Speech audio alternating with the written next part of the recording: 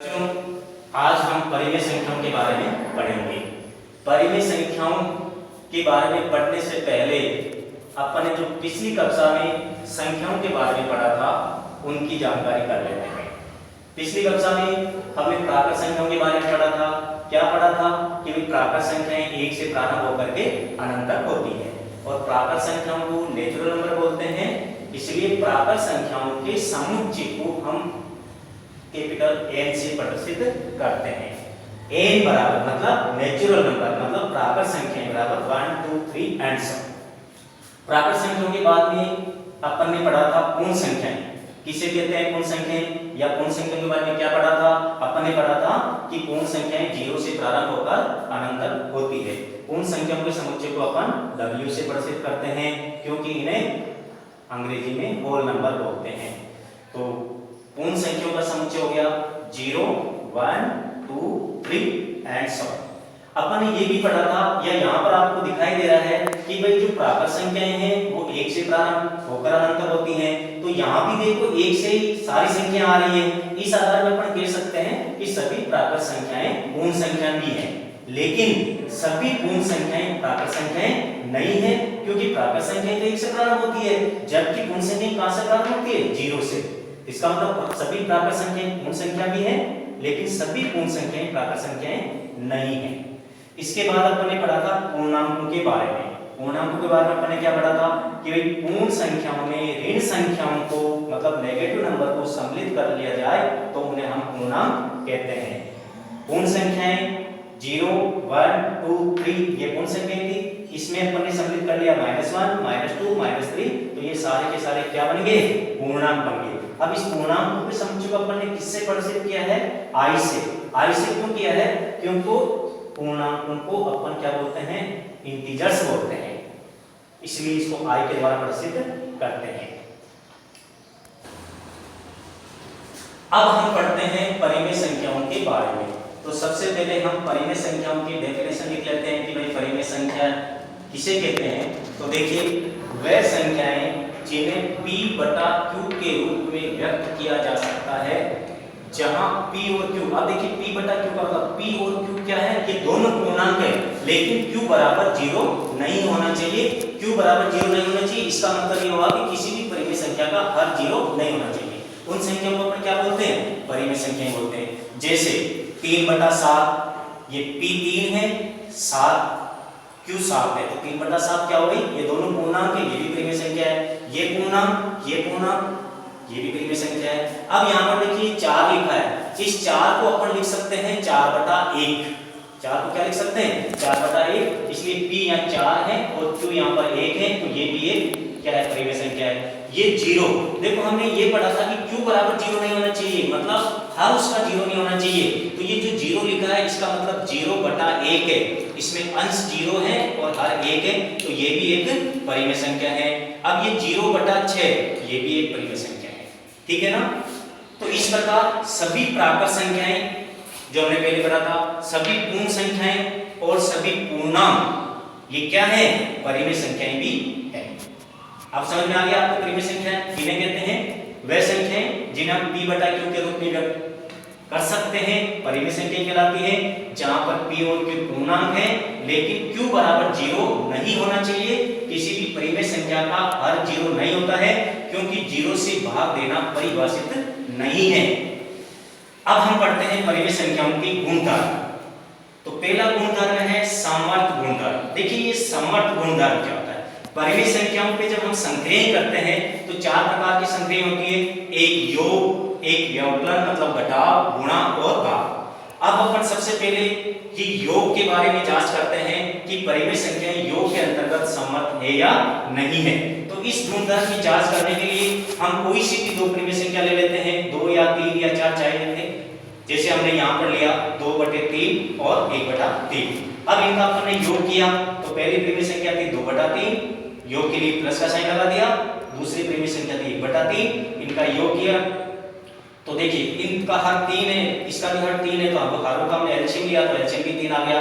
फिर 3 को 3 से डिवाइड किया 1 को 2 से इनटू किया तो 2 आ गया। फिर इस 3 को 3 से डिवाइड किया 1 को 1 से इनटू किया तो 1 आ गया।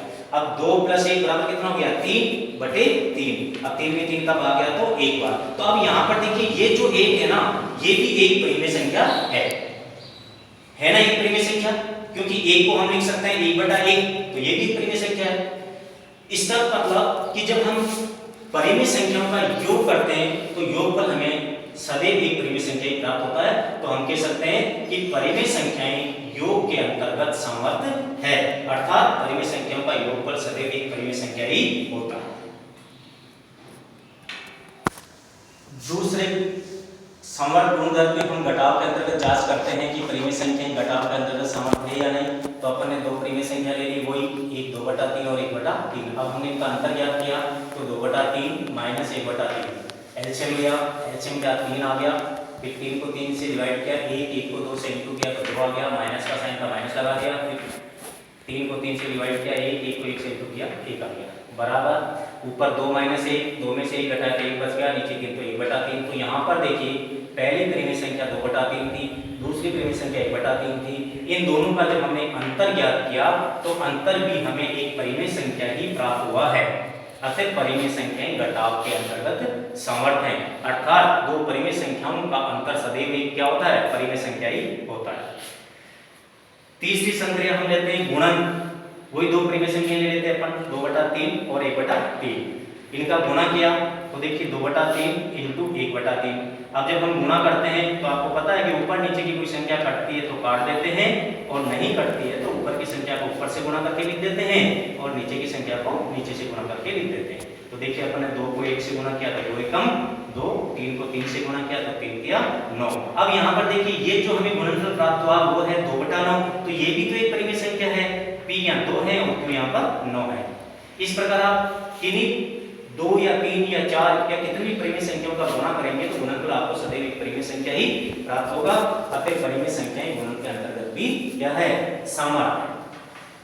अब समवर्त गुणधर्म की जांच अपन भाग के साथ भी करके देखते हैं कि क्या परिमेय संख्याएं भाग के अंतर्गत समवर्त है या नहीं।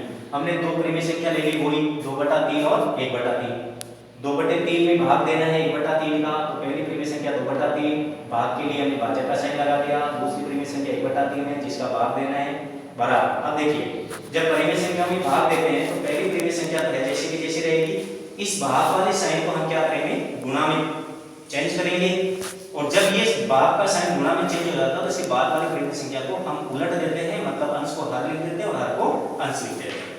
अब इसको गुणा की तरह सरल कर लेते हैं, तो यहाँ देखिए 3 से 3 कट गया, 3 एकम 3, जो 2 को 1 से गुणा किया तो 2 और 1, तो ये इसका भागफल में क्या प्राप्त हुआ 2। ये तो एक परिमेय संख्या है, परंतु मैंने एक परिमेय संख्या ली 5 और दूसरी परिमेय संख्या ली 0। अब यदि मैं 5 में 0 का भाग देता हूं तो भागफल मुझे अनंत प्राप्त होता है, मतलब ये एक परिभाषित है। तो जब ये एक परिभाषित है तो ये परिमेय संख्या नहीं है ना। तो सदैव दो परिमेय संख्याओं का भागफल हमें परिमेय संख्या प्राप्त नहीं हुआ, ठीक है ना। तो इस आधार पर हम कह सकते हैं कि परिमेय संख्याएं भाग के अंतर्गत समवर्त नहीं है, ठीक है। अब आपको समवर्त का अर्थ मैं बता देता हूं कि समवर्त क्या होता है। देखिए परिमेय संख्याओं के साथ में हम जो भी संख्याएं करते हैं, जो भी कैलकुलेशन करते हैं, उस कैलकुलेशन का परिणाम यदि हमें परिमेय संख्याएं होता है तो हम कहते हैं कि परिमेय संख्याएं योग के अंतर्गत समवर्त हैं, या व्यवकलन के अंतर्गत समवर्त हैं, या गुणन के अंतर्गत समवर्त हैं, या भाग के अंतर्गत समवर्त हैं। अब हम परिमेय संख्याओं के दूसरे गुणधर्म की बात करते हैं, जो है क्रम विनिमयता का गुणधर्म। देखिए ये गुणधर्म क्या होता है और किन किन संख्याओं पे लागू होता है, इसके लिए अपन जांच कर लेते हैं। सबसे पहले अपन जांच करते हैं योग। अब योग के लिए हमने दो परिमेय संख्याएं ली, एक 3/5 और दूसरी 2/3। इन दोनों का हमने योग किया, तो यहाँ पर योग करने के लिए पहले स्थान पे मैंने 3/5 और दूसरे स्थान पे 2/3 को योग करके देखा तो मेरा योगफल प्राप्त हुआ 16/15। अब मैंने क्या करा, दूसरी संख्या को पहले स्थान पर ले लिया और पहली संख्या को दूसरे स्थान पर ले लिया। अब इन दोनों का मैंने योग किया तो भी मेरा योगफल सेम होगा, वही प्राप्त होता है। इसका मतलब कि दो परिमेय संख्याओं को यदि हम किसी भी क्रम में जोड़े तो इनके योगफल में कोई अंतर नहीं आता है, सदैव वही योगफल प्राप्त होता है। अतः परिमेय संख्याओं के लिए योग क्रम विनिमय है।